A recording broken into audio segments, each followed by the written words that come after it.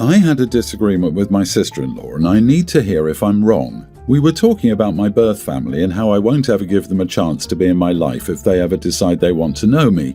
My sister-in-law felt that was unfair, but primarily to my birth siblings and how they were raised in the environment that made me reject them. She also claimed my parents' trauma should be considered. I said I didn't care and my birth parents are awful people for how they've treated me, and my birth siblings are now old enough to realize this and do better. For some background, when I was 6, my birth siblings, at the time female 4, male 3 and female infant, and I were removed from our birth parents and placed into foster care separately. I was devastated and spent over a year begging to go home to my parents and siblings. I was bounced around a lot and was considered difficult to place because of my desire to go home. Even though I didn't have the happiest memories of my birth family, the younger me was very attached to them all. I didn't really care that I was somewhat neglected and ignored. To me, they were my family and I loved them. Roughly 18 months after I was removed, I was assigned a temporary caseworker while my normal one was sick. She told me I needed to stop pining after my family and asking to go home to them. She said it was making families reject me. When I told her I missed my family and wanted us to be together again, she told me my birth parents had already taken my birth siblings back months before that point and had chosen not to take me back. She told me to accept that and move on and stop wanting them. I don't know why she told me that and expected it to help, but it broke something inside of me, and for most of my life I was left wondering why and struggling with the reality. When I was 9, I was placed with my parents, and they stuck with me when everything else found me to be too much. They gave me a home and a family, eventually 2 siblings, and they probably saved my life. But I couldn't remove the trauma I carried around with me, and it left questions unanswered. I should also mention that I confirmed later that what the caseworker told me was correct, and my birth parents had taken my birth siblings out of foster care a year after we were placed in care. Apparently they'd gone to therapy and worked on their issues, but willingly chose not to do the same for me.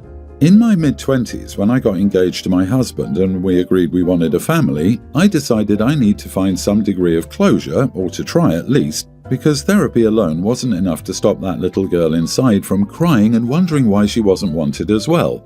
I did a birth family search and ended up connecting to my cousin, who remembered me, and after seeing a photo, I remembered her as well. I was sent to her parents' house frequently to play with her, something I had blanked out, honestly. After we reconnected, I asked her questions, and firstly, she confirmed that my birth parents and birth siblings didn't want to meet me, and secondly, that I was not thought of well in my birth household. I found out that I'd been a twin, and my twin brother had been stillborn. My birth parents blamed me and fell into depression and didn't take the best care of us, but after therapy, they realized they loved and wanted their younger 3 kids, but I was still who they blamed. My birth siblings knew the story, and my cousin had attempted to show them how messed up it was, but they hated me and saw me as a waste of their time. Hearing the story, finding out the truth, and even seeing the grave where they'd called him a big brother to our 3 younger birth siblings but no mention of me was difficult. I did struggle for a while, but with my family and husband, then fiancé, around me, I healed and finally put that little girl who wondered why to rest. I got married and my husband and I had children together once I'd become a healthier version of myself. My cousin and I are very close and she's estranged from my whole birth family, including her parents. My in-laws knew about my history and I was open and honest with them about everything I'd learned and been through. In part because the person they first met was a very broken young woman and my fiancé and I stalled our wedding so I could get help. Once I was in a better place, I let go of any shame or guilt and realized I had no reason to hide. For reasons not fully known to me, but my husband has an idea, my sister-in-law brought up the topic and as I mentioned, we disagreed. She found it very wrong of me to hold the view I do. She thinks I should be showing more grace to everyone, but mostly to my birth siblings because it's how they grew up. She thinks saying they're old enough is BS when it took me so long to come to terms with everything and heal. She believes my feelings show a lack of compassion. And while others disagree with her, I wonder if I should be less harsh when addressing the topic of my birth family after all this time. Am I the idiot? Not the idiot. Take your dumb sister-in-law to your twin brother's gravestone, leave her there and tell her the next time you speak will be to hear her apology. Maybe your birth siblings do need time, but it's not your job or your responsibility to wait for them to work through it, and you cannot forever be that little girl waiting for your family to love you. It's not healthy, and it's what you moved past. Honestly asking, how will it help? I guess your aim is for your sister-in-law to see OP wasn't mentioned on the gravestone, but the only outcome I can see coming from this is sister-in-law doubling down on how OP's birth family went through trauma for burying their son, and how OP should be more compassionate and understanding, and still dismiss the pain OP went through all these years. The fact the cousin has no contact with OP's birth family, including the cousin's own parents, says a lot about them and validates OP's stance even more. OP, please cut your sister-in-law, or at least go low contact. Sister-in-law needs to mind her business and shut her mouth. She doesn't know crap. She may cause problems. I've heard of so many people's family members getting involved in these situations, and it's making it a lot worse for you. You don't need that kind of toxic in your life. One day, karma will come to her. Better your husband needs to tell his sister to mind her own business. Funny how people always tell the hurt person to show grace instead of holding the ones who caused the pain accountable. I'd also like to add, OP, I'm getting vibes that because of your trauma, you're a people pleaser. Please talk to your therapist about this. My mom used to say, you will never please anyone, so make sure you please yourself. I, 45 male, share 3 kids with my ex, teen male, young teen male, and tween female. We divorced 10 years ago. My ex, D, remarried 8 years ago and has another bio daughter, pre-tween, and a stepdaughter, young teen. My kids have never really gotten along with their stepsister. She pretty much gets whatever she wants. She has always had her own room and bathroom at their mom's house. My daughter had to share with her brothers. She doesn't do chorus and expects my kids to do whatever she asks. Things have been really bad the last 2 years, and a little over a year ago, my oldest came to live with me full-time. A few months later, his brother followed. My oldest teen had a birthday back in December. I bought a car for him. I only requested that he take his brother and sister, my kids, to school, which he agreed to do. My sons and their stepsister go to the same school. Not long after I got him the car, Dee asked my son to take his stepsister to and from school. My ex's neighborhood is on the route to school from my house. He refused. My ex tried to make me make him do it. I refused. Well, last month we had a winter storm coming in. The first round was not supposed to be bad, so there was school, but quickly the weather got worse than predicted, so the school let out early. My sons were walking to the car with a friend to head to my house. Their stepsister was standing near the car with a friend and was on her phone. She told my son, "Mom says she can't come get us, so we need to ride with you." My son refused. She handed my son the phone and my ex was on the line. She demanded that my son give his stepsister and her friend a ride. She was across town getting groceries before the storm got worse. He refused. His stepsister started yelling at him. He ignored her and they got in the car to leave. She and her friend got in front of the car so he couldn't move. He honked his horn and told them to get out the way. They eventually did, and my son left her and her friend at the school. A teacher saw the incident, so the administration called us about it. We told them what happened. My sons were not in trouble, but they said, "We need to work out this family conflict."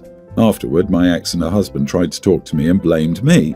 I told them, "It isn't my fault you raised an entitled brat who no one likes. You all have enabled her behavior for years. I've tried to get you to address it, but I'm done. Until you stop being a worthless mother and stepdad, I don't want to hear crap from either one of you. Dee, your own sons despise you. That is all on you." Then we left. I've not spoken to my ex since. I feel bad for my daughter because tensions have been high at my ex's house and she's there half the time. Am I the idiot? Well, well, well, if it isn't the consequences of their inaction biting them in the posterior. Not the idiot, your ex chose her stepdaughter over her own kids. She made her choice, now she's got to deal with it. Your son isn't her personal chauffeur. If the adults in her life can't arrange transportation, that's on them, not him. She chose her new husband over her own children.